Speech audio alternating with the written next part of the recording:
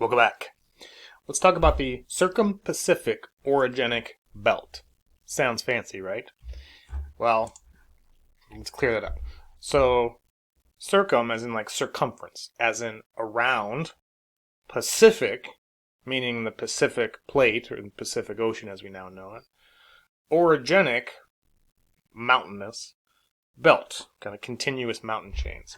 So we're talking about around the Pacific mountain chains, around the Pacific, which is what we have. So around the Pacific Plate at convergent boundary areas, we have mountain ranges all around the Pacific Plate, the Pacific Ocean basin.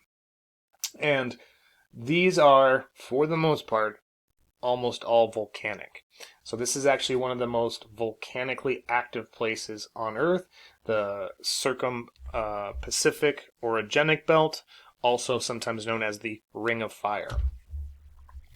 It's the site of recent geologic and orogenic activity, subduction of oceanic lithospheric crust, hitting convergent boundaries. So we're talking about convergent boundaries, we're talking about subduction.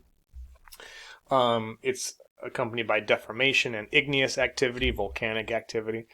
And as mentioned, it's the most volcanically active place on Earth. So, this area around the Pacific Plate, that is what gave birth to Japan. So we have a subduction zone, we have convergent boundary, here's the Pacific Ocean, we have oceanic crust converging with continental crust. As it did so, you get some magma bubbling up to create a divergent boundary, a back arc basin, which we talked about a long time ago, and that's what helped to separate Japan from mainland Asia.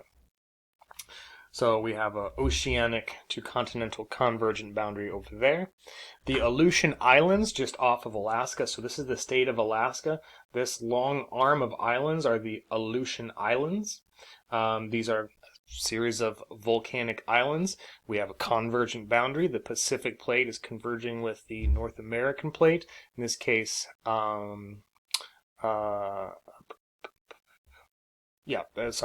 brain for it. So we have subduction occurring at this convergent boundary, which is creating kind of, as we see here, these island arcs, and that's what the Aleutians are, an island arc along a convergent boundary as the oceanic Pacific Plate converges with places continental crust, but also oceanic crust as well, but creating these volcanic islands known as the Aleutian Islands.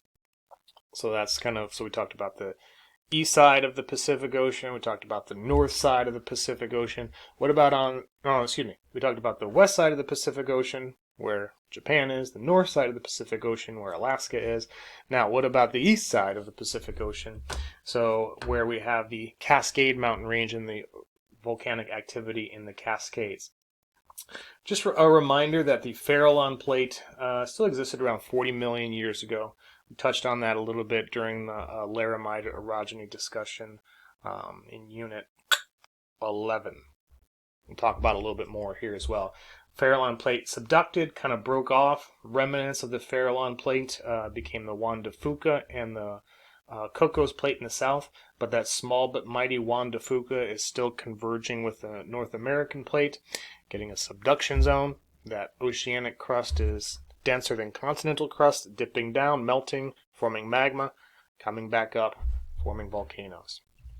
So keep an eye on this area of North America, and this is still the Farallon Plate, but after, again, a while, that Farallon Plate disappears.